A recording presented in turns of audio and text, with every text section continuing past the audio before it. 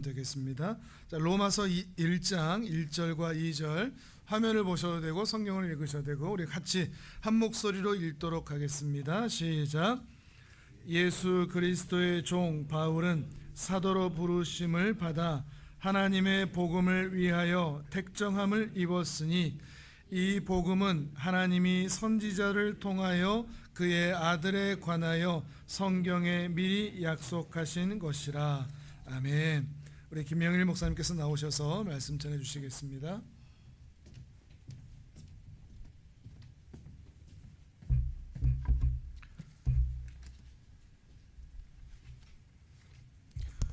네, 예수 그리스도의 종 바울이라는 제목으로 하나님의 말씀 나누도록 하겠습니다. 제가 광주에 여러 번 오기는 했는데요. 이게 설교는 처음인데 제가 제일 존경하는 우리 박성호 목사님이 이제 사역하시는 우리 하늘 품은 교회, 그리고 제가 생각하기에 우리 광주에서 제일 좋은 교회, 별로 그렇게 생각 안 하시는 건가요? 네, 당연하죠. 광주에서 제일 좋은 우리 하늘 품은 교회에 와서 설교를 할 수 있도록 해주셔서 너무 감사드립니다. 이제 아까 광고할 때도 말씀하셨던 것처럼 그 하늘 창고 사역을 이제 금토 이렇게 하시고 엄청 수고 많이 하셨는데 그 하늘 품은 교회 그리고 우리 박성호 목사님 이렇게 생각할 때마다 어떤 이제 생각이 드냐면 정말 너무 잘 섬기시는 분이시고 또 우리 그 하늘 품은 교회가 너무 잘 섬기는 교회다는 이제 생각을 해보게 됩니다. 이제 그 설교 때문에 이렇게 말씀드리는 게 아니고 제가 평소에 계속 그렇게 생각하고 있는 이제 내용입니다. 오늘 이 섬긴다는 것에 대해서 한번 같이 이제 생각을 해보려고 합니다. 여러분들 우리 하늘 품은 교회가 지금 많은 분들을 섬기고 있고 또 우리 이 지역을 섬기고 있고 또 아까 광주에서 제일 좋은 교회 이렇게 말씀드렸는데 별로 동의를 안 하시는 것 같은데 어쨌든 우리 한국에서 이렇게 엄청 중요한 일들을 하는 교회라고 생각하는데 그 섬기는 게 어떤 의미가 있는 것인가 하는 것을 한번 생각을 해보도록 하겠습니다. 특별히 오늘 방금 로마서 1장 1절과 2절을 읽었는데 그 바울은 자기를 누구라고 설명을 하냐면 종이라고 하고 있습니다. 종. 예수 그리스도의 종이라고 하고 있습니다. 종은 어떤 사람이냐면 택함을 받은 사람입니다. 택함을 받았습니다. 우리가 읽었던 로마서 1장 1절과 2절 제가 한번 다시 읽어드리면 예수 그리스도의 종 바울은 사도로 부르심을 받아 하나님의 복음을 위하여 택정함을 입었으니 이 복음은 하나님이 선지자들을 통하여 그의 아들에 관하여 성경에 미리 약속하신 것이라 라고 되어 있습니다. 1장 1절에 보시면 바울이 자기가 지금 예수 그리스도의 종이라고 말하고 있는데 여기서 동사 두 개를 쓰고 있습니다. 동사 두 개를 쓰고 있는데 그게 뭐냐면 부르심을 받았다 라고 먼저 설명하고 있습니다. 부르심을 받았다. 그 두 번째는 뭘까요? 두 번째 1장 1절에서 택정함을 입었다 라고 되어 있습니다. 부르심을 받았다, 택정함을 입었다 라고 지금 설명을 하고 있습니다. 이 두 가지를 잘 기억하시면서 한번 생각을 해보겠습니다. 뭐라고요? 첫 번째 부르심을 받았다, 두 번째 택정함을 입었다. 이걸 가지고 다시 이제 좀 이걸 기억하시면서 생각을 해보겠습니다. 바울은 오늘 설교의 제목처럼 자기를 누구라고 소개하고 있다고요? 종으로 소개하고 있습니다. 누구의 종? 네, 답이 두 개 나오시네요. 네, 근데 오늘 본문에서는 둘 다 답이 맞는 답인데 오늘 이제 1장 1절에서는 예수 그리스도의 종이라고 설명을 하고 있습니다. 그런데 이 누구의 종 이렇게 얘기하고 있죠. 누구의 종이라고 얘기하고 있는데 이게 여기 말고 우리 성경을 쭉 생각을 해보면 구약 성경에서 이거는 이 표현은 누구에게 쓰는 것일까요? 누구의 종이라고 할 때 구약에서 한번 생각해 보면 좋겠어요. 구약 성경에서 아까 말했던 누구의 종이죠? 이거는 하나님의 종 또는 여호와의 종이라는 표현을 쓰는 표현입니다. 하나님의 종 혹은 여호와의 종. 이 표현을 누구한테 쓸까요? 구약에서 하나님의 종, 여호와의 종. 다 아는 사람입니다. 네, 선지자도 있고, 네, 모세도 있고, 제사장도 있고, 또 사람으로 하면 여호수아도 있고, 다윗도 있고, 아브라함도 있습니다. 제일 많이 이 표현을 하나님께서 쓰신 사람은 누굴까요? 성경에서 여호와의 종, 나의 종 이렇게 할 때 이거 맞추시면 우리 제가 아니고 목사님이 맛있는 밥을 사주시는 걸로. 아브라함 아닙니다. 다윗입니다. 다윗. 장로님이신가요? 네, 참 목사님 잘 보시고 다윗입니다. 왜냐하면 이게 시편이 엄청 길잖아요. 근데 시편에 다윗에게 나의 종이라는 표현이 많이 나옵니다. 그래서 이 종은 우리가 잘 아는 것처럼 하나님의 위대한 사람들에게 쓰는 표현입니다. 모세 같은 사람들, 다윗 같은 사람들, 아까 말씀하신 위대한 제사장이나 위대한 선지자들에게 쓰는 표현입니다. 그런데 이 표현을 지금 바울이 누구에게 쓰고 있다고요? 자기에게 쓰고 있는 겁니다. 자기에게. 그래서 왜 바울은 자기를 지금 이런 표현으로 쓰고 있는가 하는 것을 생각을 해볼 필요가 있습니다. 갈라디아서 1장 15절에서 바울은 이렇게 말하고 있습니다. 네, 다음. 네, 우리 같이 한번 읽어주시겠습니까? 자, 시작.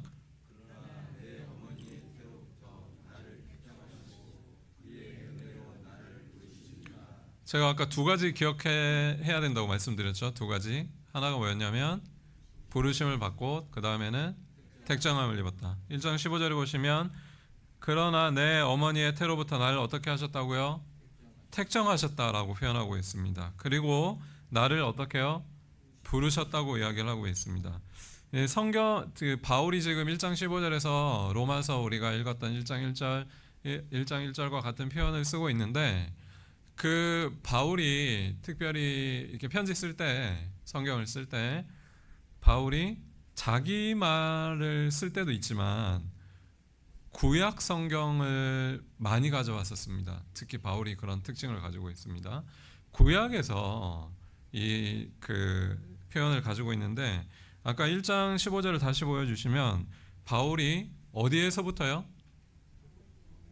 그러니까 어머니의 오늘 목사님이 광고하셨는데 깜짝이가 지금 이제 태에 있는데 태에 있기 전부터 지금 하나님께서 자기를 부르셨다고 이야기를 하고 있습니다. 이건 어느 성경에서 왔을까요? 구약을 지금 바울이 가지고 요걸 쓰고 있습니다. 이게 어디에서 왔을까요? 두 군데서 왔습니다. 두 군데서 왔는데 첫 번째 구절은 예레미야서 1장 5절입니다. 예레미야서 1장 5절에 이렇게 이야기합니다. 내가 모태에 나를 짓기 전에 너를 알았고 네가 배에서 나오기 전에 너를 성별하였고 너를 여러 나라의 선지자로 세웠노라 하시기로. 제가 좀 잘못 보내드렸는데 모태에 너를 만들기 전에 어떻게 해요? 알았습니다. 그리고 배에서 나오기 전에 너를 어떻게 하셨다고요?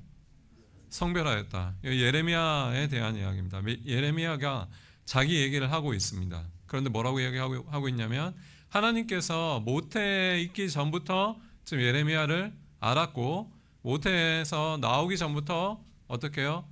성별했다라고 이야기를 하고 있습니다. 여기서 택정하다는 거하고 같은 게 어떤 걸까요? 성별했다는 겁니다. 보통 성별했다는 거는 우리가 구별했다 이런 표현을 쓰기도 하는데 성별했다는 것은 어떤 일을 하기 위해서 정해 놓았다는 뜻입니다. 정했다고 할 때 택정하다는 것도 그냥 하나님께서 태에서 있기 전부터 정했다 이게 아니고 어떤 일을 맡기기 위해서 정했다라는 표현으로 생각할 수 있는데 어쨌든 예레미야와 같이 모태에 나오기 전에 이미 너를 어떻게 했다고요? 하나님께서 정하셨다는 것입니다.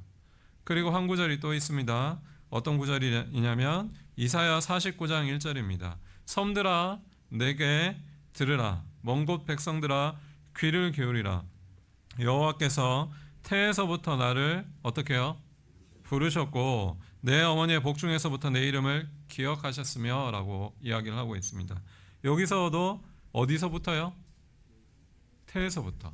지금 태에 있기 전부터 하나님께서 지금 부르셨고, 우리가 아까 로마서 1장 1절에 읽었던 부르셨고, 여기는 기억하셨다라고 되어 있습니다. 하나님께서 이미 누구와 누구요? 예레미야와 이사야를 어떻게 하셨냐면 모태에 있기 전부터 이미 정하셨다고 이야기를 하고 있습니다. 택정하셨다고 이야기를 하고 있습니다. 다시 말해서 바울이 갈라디아서 1장 15절에 태에서부터 하나님께서 나를 부르시고 택정하셨다는 거를 이야기하면서 예레미야와 이사야의 성경을 지금 인용하고 있다고 학자들이 생각을 하고 있는데, 다시 말해서 바울이 누구와 누구 같다는 거죠? 자기가 예레미야와 이사야 같다고 지금 이야기를 하고 있습니다. 구약의 가장 위대한 선지자 중에 한 사람, 우리 성경에서도 제일 많은 부분을 거의 차지하고 있는 선지서에서 그런 선지자와 지금 바울이 어떻게 해요? 같다고 이야기하고 있습니다. 그걸 어떻게 표현하고 있냐면 하나님께서 나를 부르시고 하나님께서 나를 택하셨다라는 것으로 표현하고 있습니다. 이 이야기가 왜 중요할까요? 사람들은 바울을 사도로 잘 인정하지 않았습니다. 우리가 지금 읽는 성경의 많은 부분이 바울이 썼기 때문에 우리는 바울이 아주 위대하다고 생각하지만, 당시만 해도 바울은 사람들이 잘 인정해 주지 않았습니다. 왜죠? 12명 제자 중에 들어가지 않습니다. 바울은. 네, 그리고 성경의 표현에 보면 이런 표현들이 나옵니다. 아마 건강이 많이 좋지 않았던 것 같습니다. 또 이런 표현도 있습니다. 저같이 이렇게 설교를 좀 잘 못했던 것 같아요. 그래가지고 바울이 자기는 글은 너무 좋은데 말은 뭔가 졸하다 이런 표현이 있어요. 말은 별로 변변하지 못하다 이런 표현이 있습니다. 성경에. 사람들이 보기에 바울이 뭔가 설교도 좀 잘 못하고 뭔가 이 지금 12명의 제자들도 아니고 지금 사도로서 뭔가 부족한 것 같다는 평가를 하고 있었습니다. 특별히 고린도 전서와 후서를 보면 고린도 교회를 누가 설립했냐면 누가 설립했을까요? 뭐 정답을 제가 계속 말씀드리는데 바울이 설립했습니다. 그런데 고린도 교회에서 바울을 쫓아내려고 했습니다.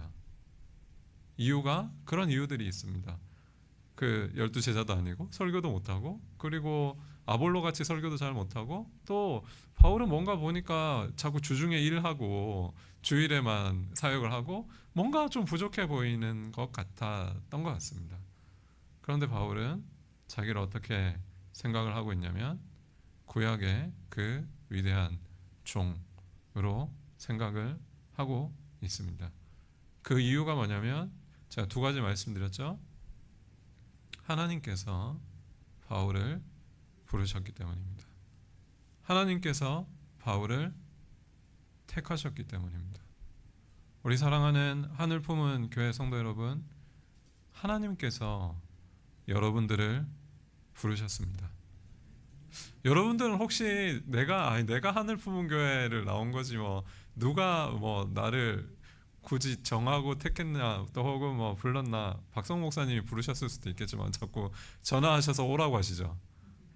아닌가요? 부르셔서 오셨다고 생각할 수 있지만 누가 여러분들을 부르셨다고요?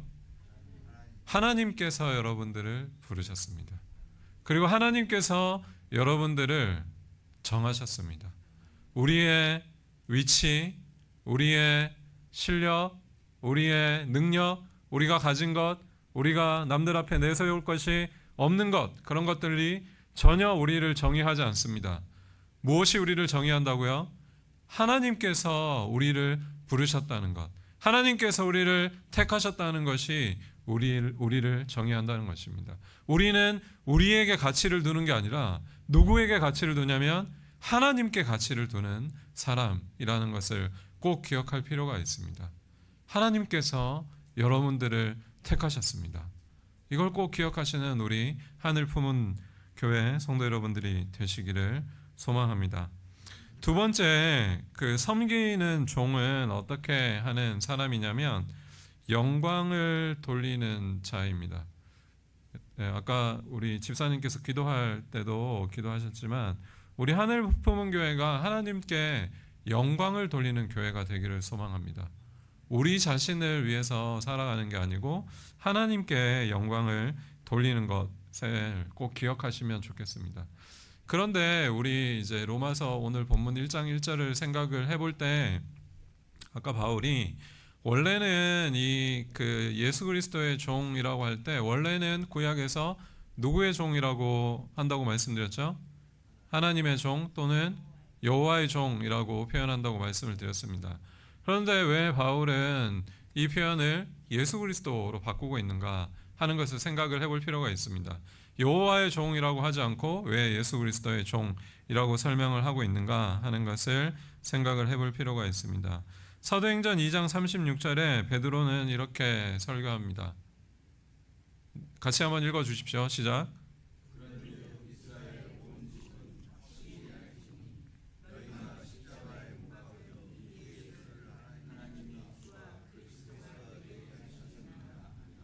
요 구절은 오순절에 성령께서 강림하시고 베드로가 하는 설교의 가장 마지막 부분입니다. 마지막 구절입니다. 가장 마지막 구절이니까 가장 중요하겠죠. 가장 중요합니다.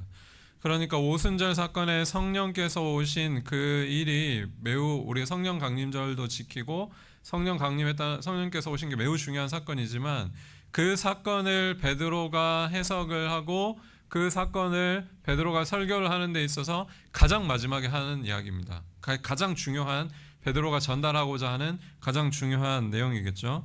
그것을 무엇이라고 얘기하냐면 너희가 십자가에 죽인 그 예수를 하나님께서 누구와 누가 되게 하셨다고요? 주와 그리스도가 되게 하셨다라고 설명을 하고 있습니다. 우리가 예수님을 부를 때 뭐라고 부르냐면 호칭을 주 예수 그리스도라고 보통 붙입니다.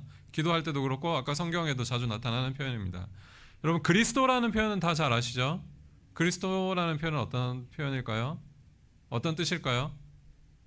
기름 부음을 받았다는 뜻입니다. 그러니까 우리 아까 하나님의 종 할 때도 이야기를 하셨는데 제사장, 선지자, 왕에게 기름을 붓습니다. 그래서 그 기름 부음 받은 자는 어떻게 하냐면 메시아라는 표현을 바꾸고 있는데 구원하시는 왕이십니다. 그런데 앞에 오늘 설교에서 중요한 부분은 그리스도 말고 어떤 단어가 중요하냐면 주라는 단어가 중요합니다. 주. 예수님은 우리의 주님이십니다. 주님이신데 우리 아까 그 앞에 임내송 찬송에도 불렀지만 예수님은 주님이십니다. 그런데 이 주라는 단어는 그러니까 여기 베드로 그리고 바울 물론 또 예수님 이 당시에 누구에게 사용했을까요? 이 단어는 원래 누구에게 쓰는 표현일까요? 이 단어 자체가 그냥 일반적으로 성경 말고 일반적으로 그 당시 이제 로마 제국이었잖아요. 그 로마 제국에서 누구에게 쓰는 표현일까요? 이 단어는 왕보다 더 높은 황제에게 쓰는 표현입니다. 이 단어는 원래 황제에게만 쓰는 단어입니다. 온 세상에서 가장 높은 사람에게 쓰는 표현입니다.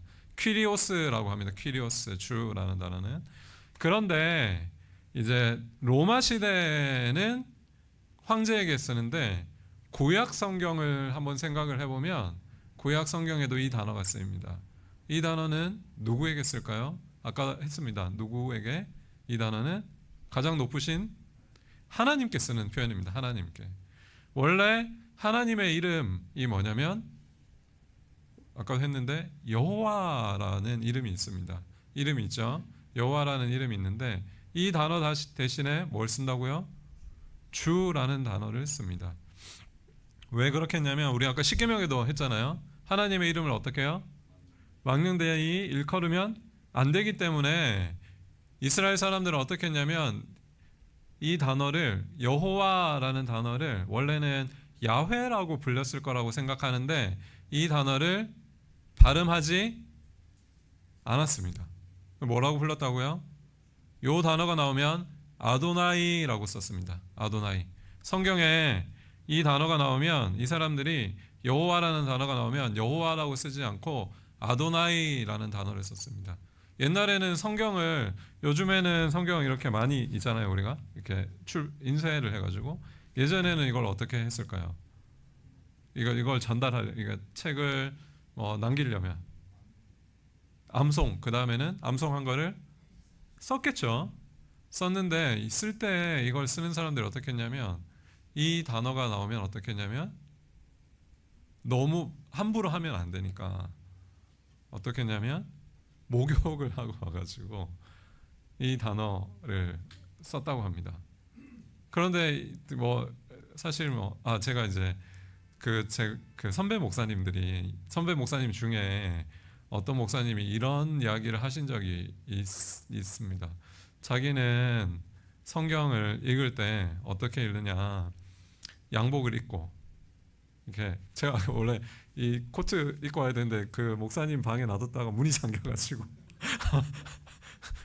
양복 정장을 입고 그리고 넥타이를 하고 그리고 무릎을 꿇고 읽으신다는 그런 말씀을 하신 목사님이 계셨어요. 선배 목사님 중에.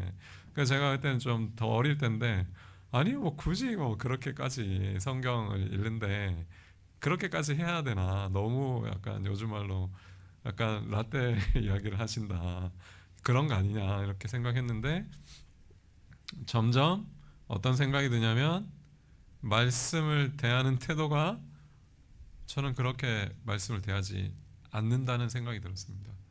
성경책, 집에 어디에 성경책이 있으십니까? 저희 집 식탁에도 있고, 저희 집에 저희는 중학생이 한 명 있고 고등학생이 한 명 있는데 집에 막 굴러다니거든요. 성경책이 어디. 그런데 이슬람 교도들은 어떻게 하는지 아십니까? 집에서 가장 중요한 위치에 놓습니다. 사람들 손이 잘 닿지 않는 성경을 대하는 태도.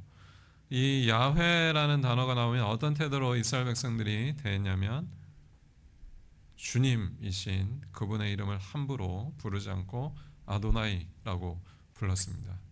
그런데 아까 사도행전 2장 36절에 하나님께서 예수님을 누가 되게 하셨다고요? 그 주님이 되게 하셨다는 겁니다. 이게 예수님께서 하나님과 동등한 하나님이라는 것을 보여주는 것과 동시에 구약의 온 세상의 권세와 온 세상을 다스리시는 그 하나님이신 여호와 하나님께서 예수님께 그 모든 권세와 권위를 지금 주셨다는 표현을 하고 있습니다. 그래서 바울은 자기를 뭐라고 부른다고요? 예수 그리스도의 종이라고 부르고 있습니다. 그런데 바울은 이렇게 표현을 합니다. 특별히 고린도후서 3장 7절과 8절에 이런 이야기를 합니다. 보여주시면, 돌에 써서 새긴 죽게 하는 율법 조문의 직분도 영광이 있어 이스라엘 자손들은 모세의 얼굴에 없어질 영광 때문에 그 얼굴을 주목하지 못하였거든 하물며 영의 직분은 더욱 영광이 있지 아니하겠느냐. 요거 그대로 띄워 주십시오. 7절에 보시면 이렇게 이야기합니다. 율법 조문의 직분이 뭐가 있다고요?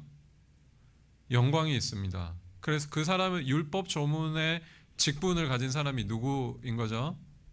여기 두 번째 줄에 보시면 모세입니다. 모세. 그러니까 모세가 뭘 했냐면 율법 조문의 직분을 가지고 있는데 모세가 영광이 엄청나게 커서 사람들이 그 얼굴을 어떻게 해요? 어떻게 못했다고요? 주목하지 못했습니다. 그런데 8절에 보면 하물며 영의 직분은 어떻게 해요? 더욱 영광이 있습니다. 영의 직분은 지금 누굴까요? 영의 직분을 하는 사람, 예수 그리스도의 사역을 하는 사람, 예수 그리스도께서 살려주신 새 생명을 전하는 그 일을 하는 사람 누굴까요? 바울입니다. 바울. 그래서 8절에 보시면 바울은 자신이 지금 누구보다 더 뛰어나다고 이야기를 하는 겁니까? 모세보다 더 영광스럽다고 이야기를 하고 있습니다. 사람들이 알아주지 않아도, 사람들이 나를 인정하지 않아도, 나는 지금 가진 것이 없어도, 나는 12제자가 아니라도, 나는 사람들이 인정받는 큰 교회를 다니고 있지 않더라도 자신의 사역은 마치 누구보다 더 뛰어나냐면 모세보다도 뛰어나고, 그 영광이라는 것이 지금 모세보다도 훨씬 더 뛰어나다는 것을 지금 바울은 이야기를 하고 있습니다. 그래서 6절에 고린도후서 4장 6절과 7절에 이렇게 이야기하는데, 또 한번 졸리시죠? 한번 읽어주십시오. 자, 읽어주십시오. 시작.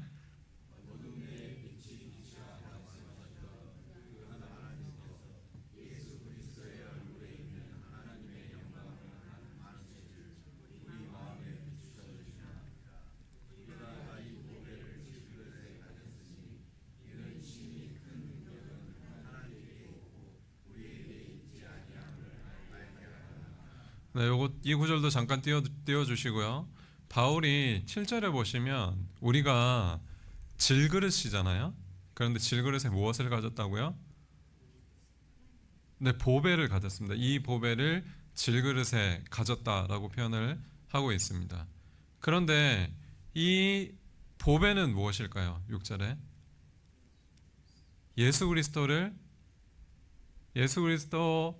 그리스도의 얼굴에 있는 하나님의 영광을 아는 빛을 지금 바울이 가지고 있다라고 설명을 하고 있습니다.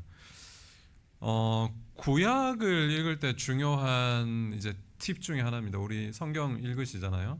그런데 구약을 읽을 때 꼭 기억해야 하실 부분이 있습니다. 그게 뭐냐면 구약의 성경은 내용이 어떤 식으로 표현을 하냐면 구체적으로 이야기를 합니다. 그리고 이스라엘 백성들이 경험했던 대로 이야기를 합니다. 예를 들어서 우리가 하나님께 영광을 돌린다라고 하면 우리는 일반적으로 하나님께 무엇인가 드린다고 생각을 하겠죠. 제가 아까 저희 자녀는 둘 있는데 하나는 중학생이고 하나는 고등학생입니다. 그런데 이 중학교 1학년이거든요. 둘째가. 근데 딸입니다. 딸. 그래서 이 사춘기 딸이 진짜 너무 어렵더라고요. 이 사춘기 특히 중학생 딸. 요즘 이런 말이 있습니다. 중학생 딸은 아빠가 집으로 오는 집에 이제 퇴근하고 오면 문을 열잖아요.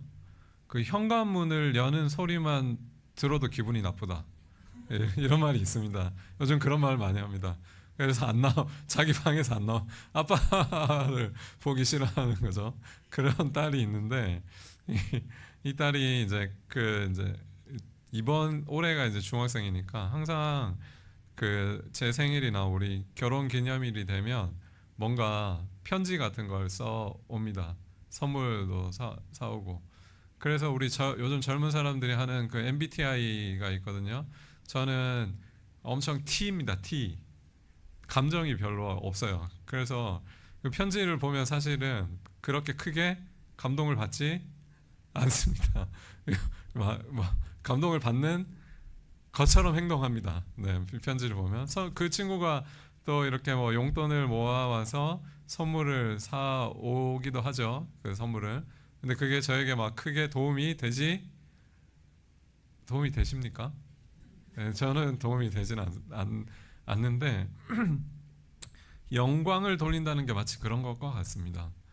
우리가 막 열심히 돈을 법니다. 한번 생각을 해보겠습니다. 돈을 막 열심히 벌었습니다. 우리 딸처럼 용돈을 모아서. 한국의 제일 부자가 누구죠? 이재용 부회장, 이재용이겠죠? 이재용 부회장에게 줬습니다. 도움이 될까요? 도움이 되지 않습니다. 하나님의 영광은 마치 그런 것과 같습니다.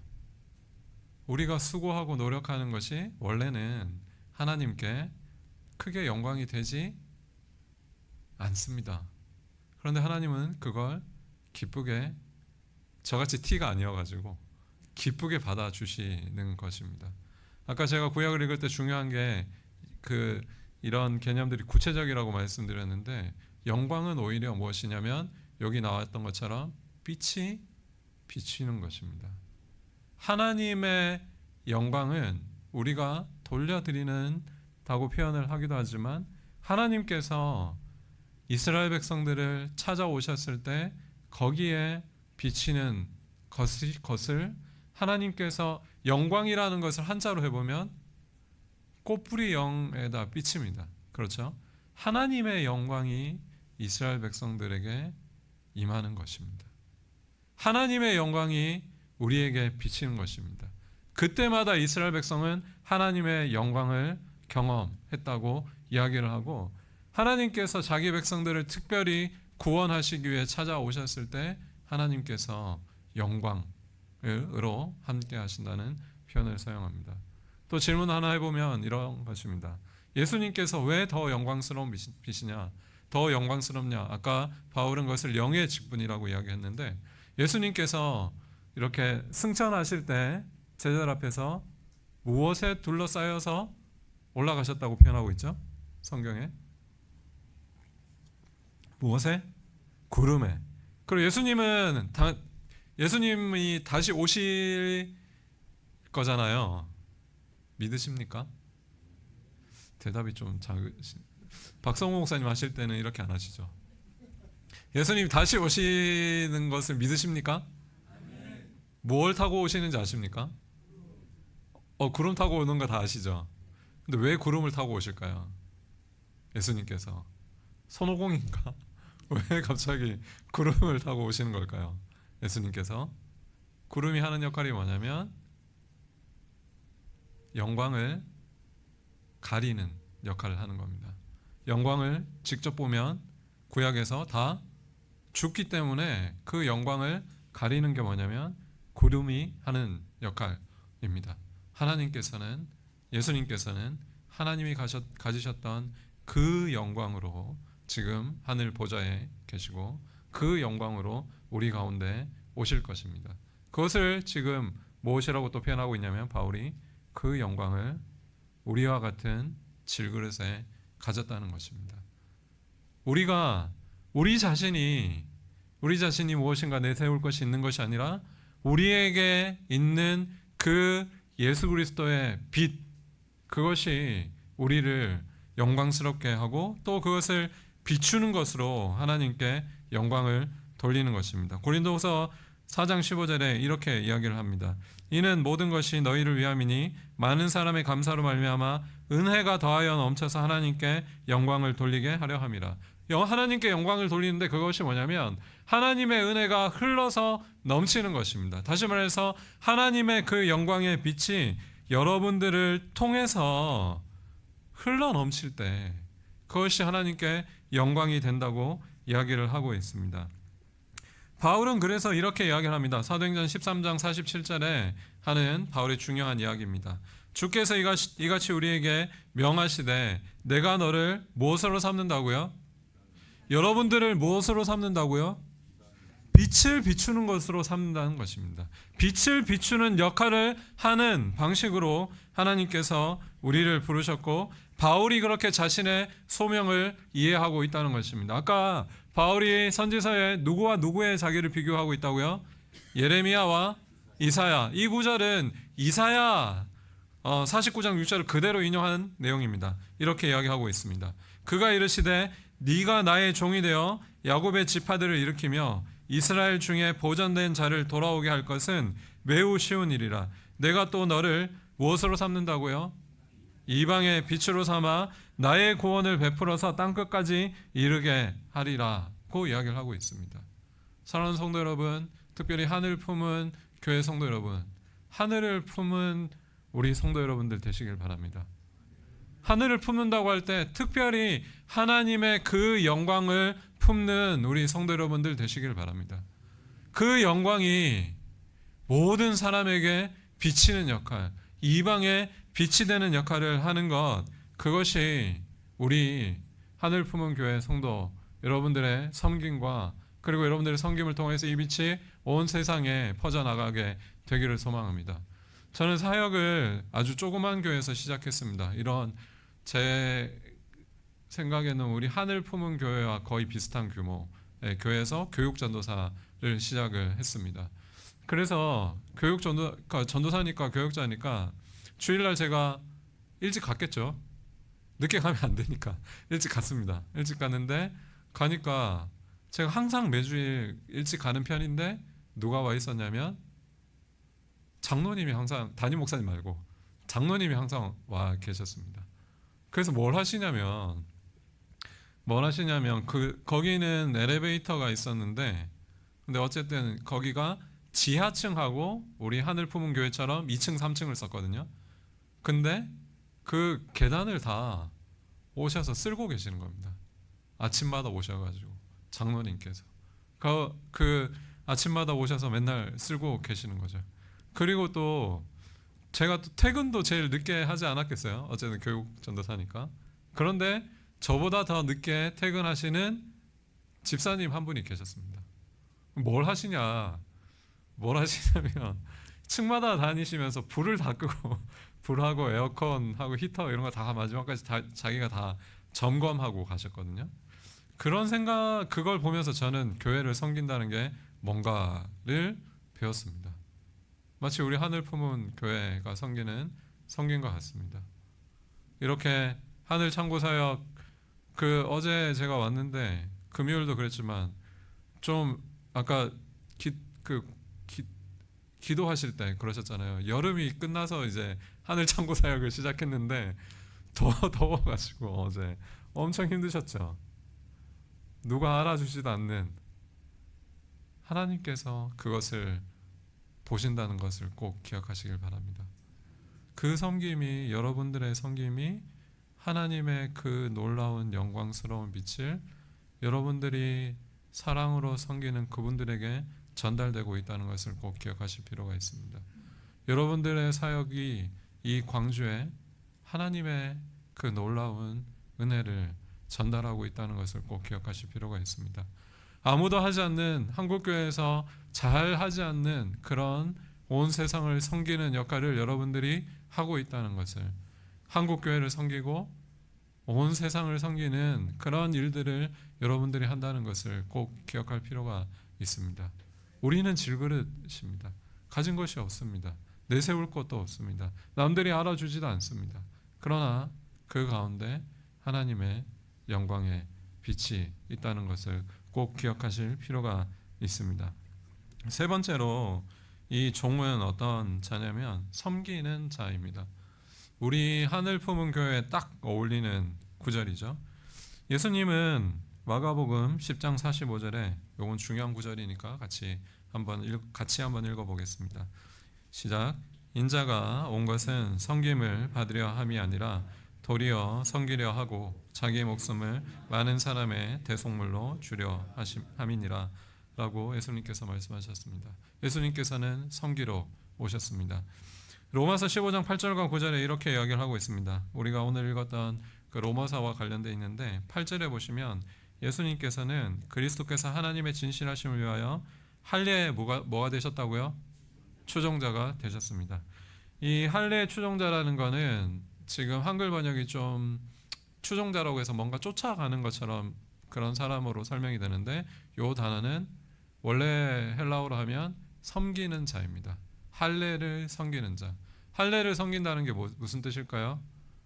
요거는 이제 설명이 긴데 짧게 이야기하면 예수님께서 유대인들도 섬긴다는 것입니다.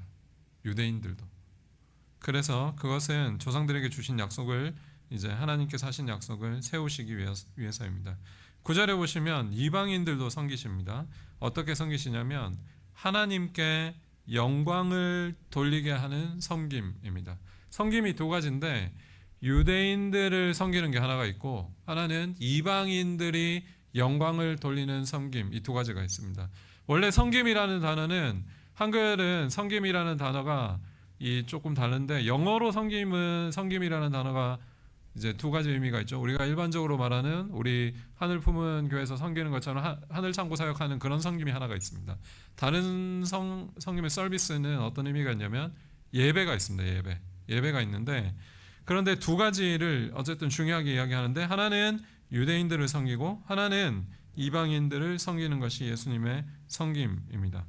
그래서 바울은 예수님께서 이방인과 유대인들을 섬겼으니까 너희도 어떻게 해야 되냐면 이렇게 해야 된다고 이야기를 하고 있습니다. 로마서 요 앞구절입니다. 15장 7절에 이렇게 이야기를 합니다. 그러므로 그리스도께서 우리를 받아 하나님께 영광을 돌리심과 같이 너희도 어떻게 해요? 서로 받으라. 이 지금 교회에 유대인과 이방인이 있었던 것 같습니다. 그래서 이런 이야기를 합니다. 또 14장 3절에 요거도 같이 한번 읽어 주십시오. 요거는 읽어 주십시오. 시작.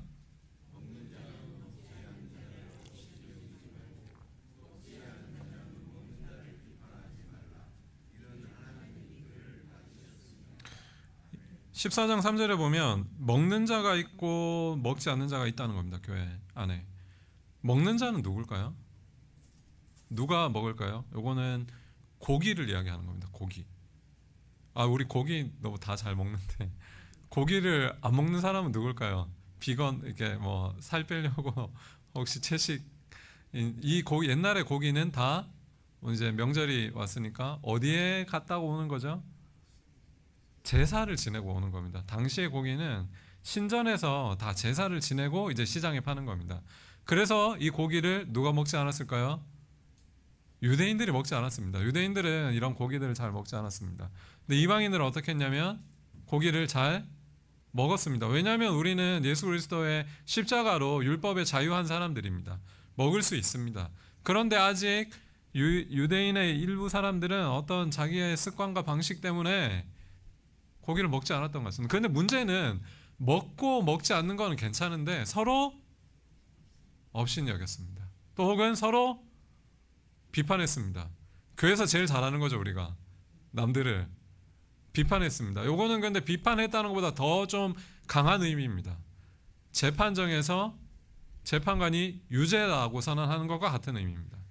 그러니까 서로 어떻게 했냐면 업신여기고 너는 그렇게 신앙생활 하니까 죄인이다 이렇게 이야기하는 지금 분위기였던 것 같습니다. 거기에 대해서 이야기하는 것입니다. 섬기는 것은 하나가 되는 것입니다. 아까 읽었던 15장 7절에 뭐라고 얘기했냐면 섬기는 것은, 앞구절 좀 보여주시겠습니까? 15장 7절에 섬기는 것은 예수 그리스도께서 우리를 받는 것과 같은 겁니다. 하나가 되는 것입니다. 서로 받는 것. 교회 가면 혹시 저 이제 직장 생활도 해봤는데 교회도 그렇고 꼭 나를 힘들게 하는 사람 한 분 있으시죠? 나를 진짜 힘들게 하는 한 명. 교회에서도 있고 직장에서 부장님. 저는 이제 부장님 나이인데 하여튼 그런 사람들 있잖아요. 제가 아까 제가 어디서 왔냐면 부산에서 왔습니다. 그런데 제 고향은 원래 포항입니다. 포항이어가지고 저는 이제 경상도 출신인데 이제 광주 오는 게 항상 기분이 좋은 게 제가 제일 친한 친구가 광주 출신입니다. 제가 이제 고신교회인데 우리 은광교회 출신, 광주 은광교회라는 교회 출신인데 그 친구가 제가 제일 친한 친구고 제가 옛날에는 해태를 엄청 좋아했습니다. 그래서 김일권 선수를 진짜 좋아했거든요. 너무 좋아했는데 제가 포항에서 대학교를 서울로 갔습니다. 그렇게 안 보이시겠지만 서울로 갔습니다. 서울로 갔는데 그 기억나는데 우리 과에 순천고 출신이 한 명 있었어요. 하여튼 있었는데 자, 그런데 학교는 뭐 이게 서울 애들도 있고 이제 여러 지방 사람들이 있잖아요. 그런데 학교 가면 좀 뭔가 위축이 되는 겁니다.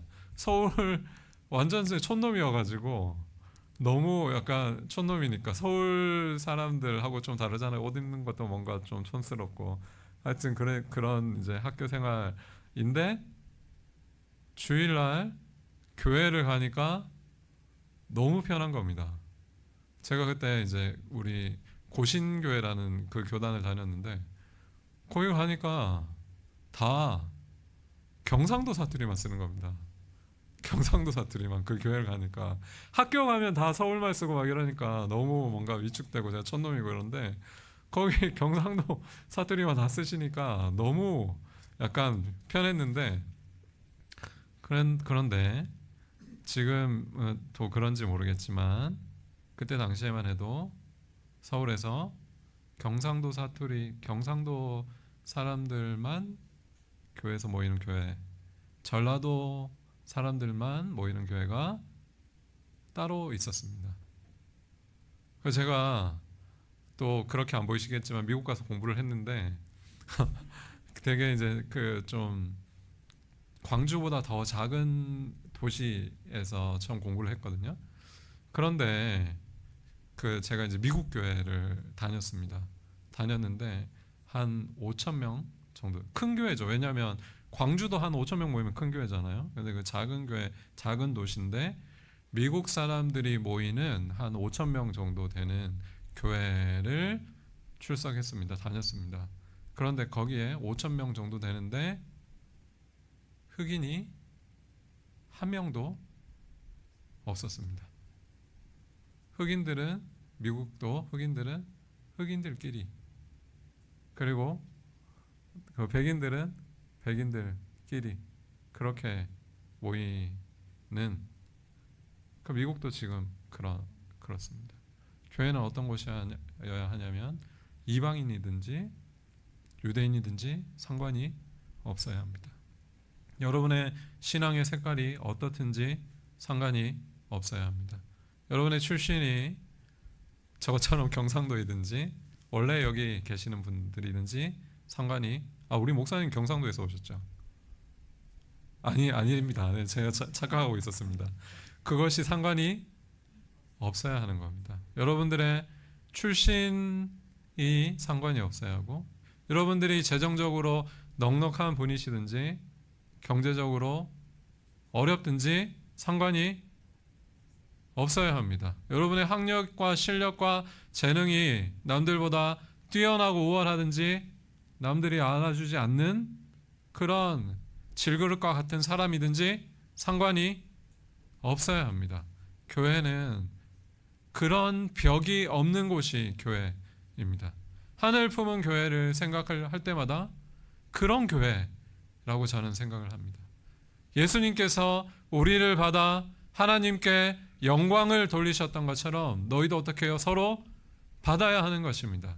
영광을 돌린다고 할 때 무엇인가 하나님께 위대한 일을 해서 하나님께 영광을 돌린다고 표현을 하는 것이 아니고, 예수님께서 십자가에서 우리 같은 사람을 받은 것처럼 그렇게 너희가 받는 것이 하나님께 영광이 된다는 것입니다.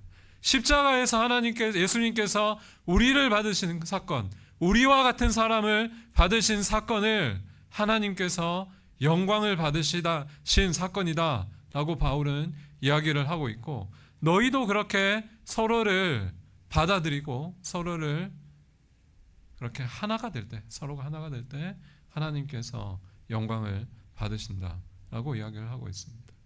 종은 섬기는 사람인데 그렇게 받으면서 하나가 되는 섬김을 하는 섬김입니다. 오늘 마지막 구절은 로마서 15장 25절, 본문에 PPT에 없습니다. 15장 25절과 26절입니다. 로마서 15장 25절 그리고 26절입니다. 우리 같이 한번 읽어보도록 하겠습니다. 시작. 그러나 이제는 내가 성도를 섬기는 일로 예루살렘에 가노니 이는 마게도냐와 아가야 사람들이 예루살렘 성도 중 가난한 자들을 위하여 기쁘게 얼마를 연보하였습니다. 섬긴다고 할 때, 성도를 섬긴다고 할 때 하나가 되는 것을 보여주는 가장 중요한 예라고 할 수가 있습니다. 바울이 지금 어디로 간다고요? 성도를 섬기러 어디로 간다고요? 잘 생각을 해보십시오. 바울은 누구의 사도죠? 어떤 사람들의 사도? 이방인의 사도입니다. 이방인의 사도. 이방인의 사도인데 지금 어디로 간다고요? 예루살렘에 누가 있습니까? 이방인이 아니라 유대인과 가난한 자가 있습니다. 첫 번째는 유대인입니다. 자기는 이방인을 섬기는 사도인데 이방인만을 섬기는 게 아니고 유대인을 섬기러 지금 간다는 겁니다. 그리고 두 번째로 말씀하신 대로 어떤 성도들을요? 가난한 자들을 섬기러 간다고 이야기를 하고 있습니다. 그래서 그 가난한 자를 섬기는데 어떻게 표현을 하고 있냐면, 가난한 자를 섬기기 위해서 어디와 어디 사람들이, 마게도냐와 아가야 사람들, 이제 그리스 사람들입니다. 이 사람들이 어떻게 했다고요? 뭘 했다고요? 기쁘게 뭘요? 연보했다. 한글 번역은 연보라고 되어 있습니다. 그런데 바울은 헌금을 이야기할 때 돈이라는 단어를 쓰지 않습니다. 잘 쓰지 않습니다. 우리 연보라고 되어 있으니까 이게 뭔가 돈과 관련돼 있는 단어를 썼을 것 같죠? 그렇지 않습니다. 어떤 단어를 썼냐면 코이노니아라는 단어를 썼습니다. 코이노니아.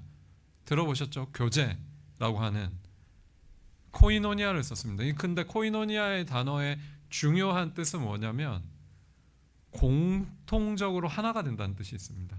하나가 되는 것. 마게도냐와 아가야 사람들이 지금 예루살렘 성도들을 위해서 뭘 했냐면 하나가 되는 일을 하고 있다고 이야기를 하고 있습니다. 그것을 통해서 지금 누구를 섬긴다고요? 두 가지, 유대인과 가난한 자를 섬기고 있습니다. 사랑하는 우리 하늘 품은 교회 성도 여러분, 여러분들이 섬기는 것, 가난한 자들과 유대인을 섬기는 것, 하나님께서 분명히 기뻐하실 것으로 믿습니다. 이 섬김을 계속해서 이어가는 우리 하늘 품은 교회 성도 여러분들이 되시기를 소망합니다. 그것이 여러분들이 섬기는 예수 그리스도께서 하나님보다 더 위대하시고 높으신 분이시고, 그리고 그분이 여러분들을 부르셨다는 것, 내가 여러분들이 선택해서 오신 게 아니고, 지금 오늘도 사실 연휴인데 이렇게 많이 오셔서 너무 감사한데, 추석에 여러분들이 결정해서 여기 오셨다는 생각이 아니고 하나님께서 여러분들을 부르셨다는 것을 꼭 기억하실 필요가 있습니다. 그리고 여러분들이 이 하나님의 그 놀라운 영광을 온 세상에, 지금 특별히 광주에, 그리고 대한민국에 전하는 교회가 되고 있다는 것, 그리고 그렇게 섬기기를 지금 소망하는 교회가 되시길 원하고, 특별히 하나가 되는 이 교회의 모습을 위해서 유대인과 가난한 자를 섬기는 우리 성도 여러분들 되시기를 소망합니다.